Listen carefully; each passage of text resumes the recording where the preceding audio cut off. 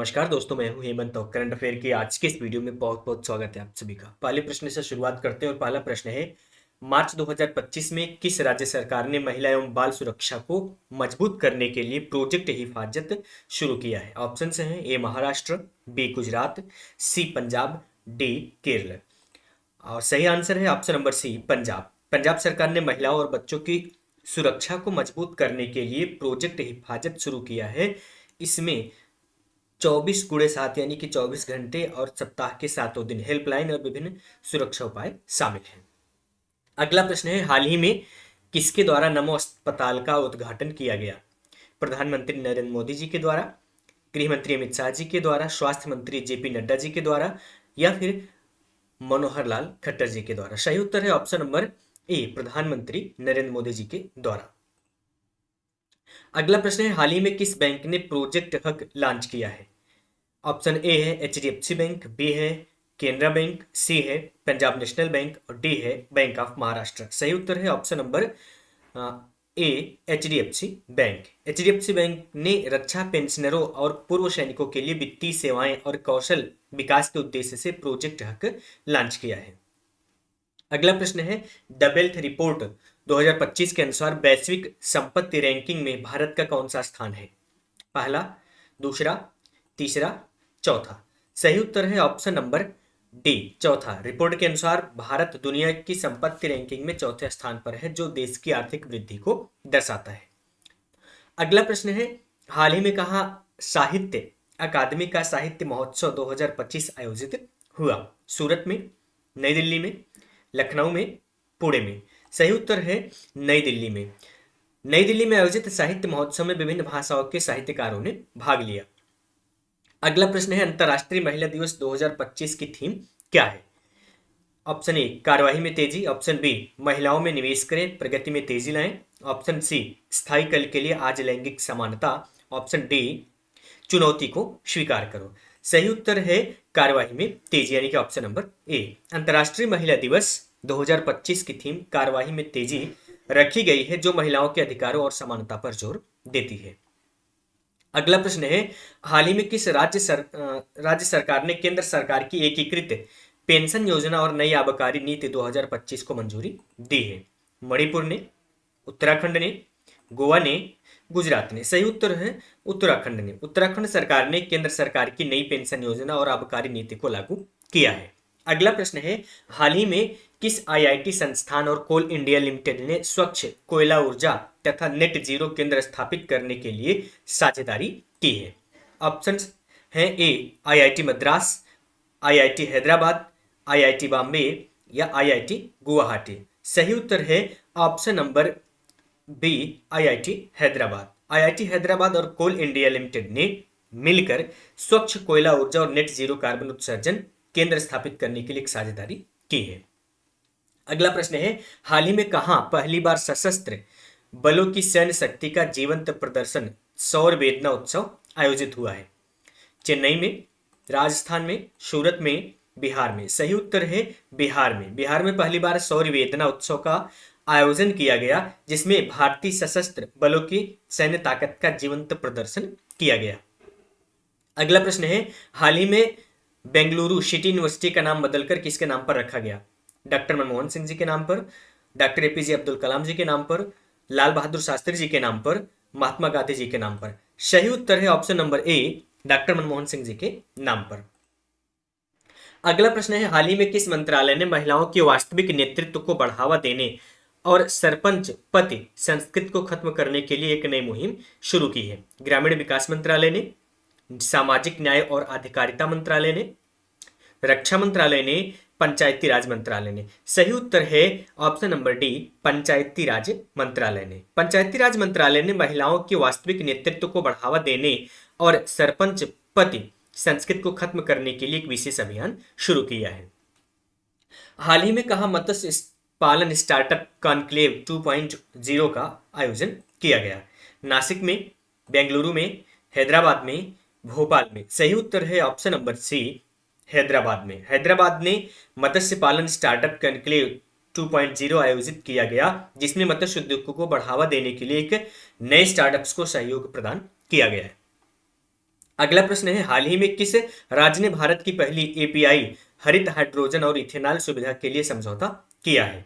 बिहार ने, हिमाचल प्रदेश ने, उत्तराखंड ने, कर्नाटक ने। सही उत्तर है option number B, Himachal Pradesh ने। हिमाचल प्रदेश सरकार ने भारत की पहली एपीआई यानी कि एक्टिव फार्मास्यूटिकल इंग्रेडिएंट हरित हाइड्रोजन और इथेनॉल उत्पादन सुविधा के लिए समझौता किया है। अगला प्रश्न है, ब्रांड फाइनेंस इंश्योरेंस 2025 रिपोर्ट के अनुसार दुनिया का तीसरा सबसे मजबूत बीमा ब्रांड कौन सा है?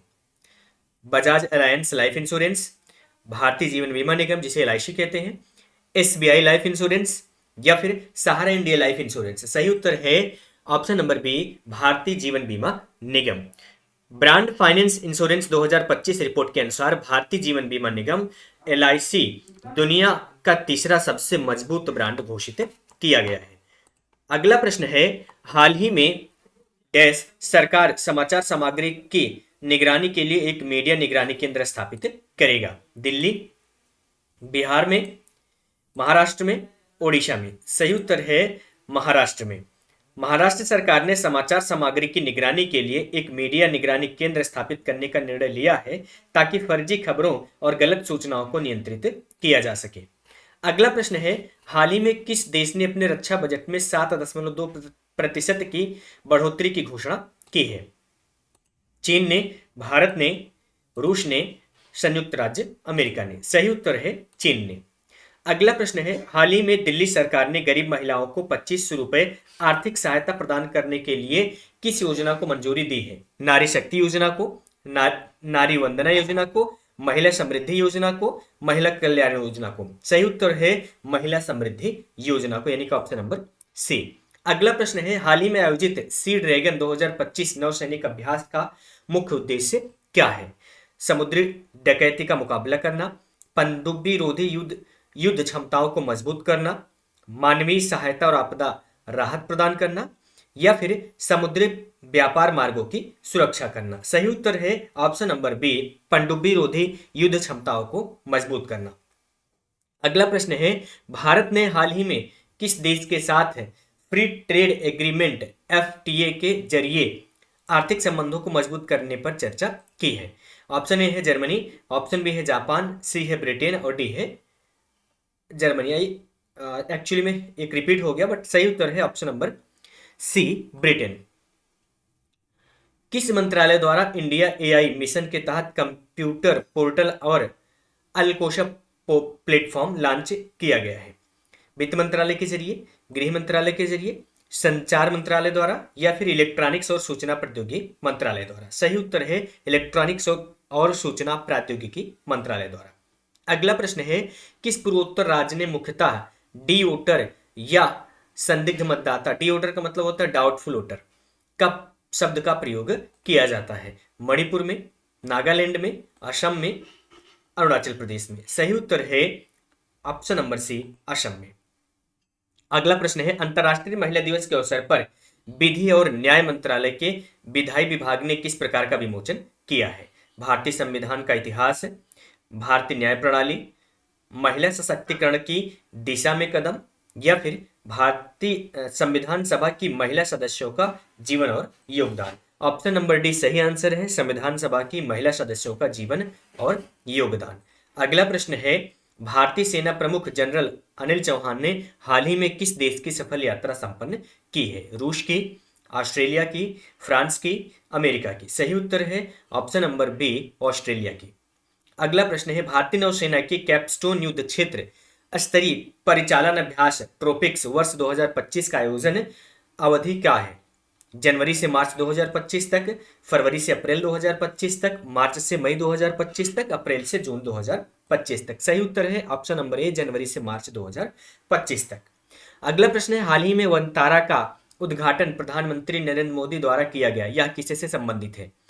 एक शिक्षा कार्यक्रम से संबंधित है, एक स्वास्थ्य योजना से संबंधित है, एक डिजिटल इंडिया पहल से या फिर एक वन्यजीव संरक्षण पहल से? सही उत्तर है ऑप्शन नंबर डी, एक वन्यजीव संरक्षण पहल से। अगला प्रश्न है, हाल ही में केंद्रीय पर्यावरण मंत्री ने नई दिल्ली में विश्व सतत विकास शिखर सम्मेलन WSDS 2025 का उद्घाटन किया? पीयूष गोयल जी ने, भूपेंद्र यादव जी ने, धर्मेंद्र प्रधान जी ने, अमित शाह जी ने। यहाँ पे बताना है कि केंद्रीय पर्यावरण मंत्री जी कौन है। तो सही उत्तर है option number B, Bhupendra Yadav. अगला प्रश्न है, हाल ही में किस संगठन ने वैश्विक क्वांटम प्रगति पर सुरक्षात्मक उपाय अपनाने के लिए एक टास्क फोर्स की स्थापना का प्रस्ताव दिया है? नीति आयोग ने, भारतीय रिजर्व बैंक ने, भारतीय विज्ञान संस्थान ने, या फिर भारतीय अंतरिक्ष अनुसंधान संगठन ने? ऑप्शन नंबर ए राइट आंसर है नीति आयोग ने। अगला प्रश्न है, ईस्ट कोस्ट रेलवे ने ट्रेन की गति और सुरक्षा बढ़ाने के लिए कितनी राशि की बाड़ लगाने की परियोजना शुरू की है? 500 करोड़ रुपए, 750 करोड़ रुपए, 1000 करोड़ रुपए, 1500 करोड़ रुपए? सही उत्तर है ऑप्शन नंबर सी, 1000 करोड़ रुपए। अगला प्रश्न है, हाल ही में अंतरराष्ट्रीय खाद्य एवं आतिथ्य मेला आहार के 39वें संस्करण का आयोजन कहाँ किया गया है? पटना में, दिल्ली में, जयपुर में, लखनऊ में? सही उत्तर है ऑप्शन नंबर बी, दिल्ली में।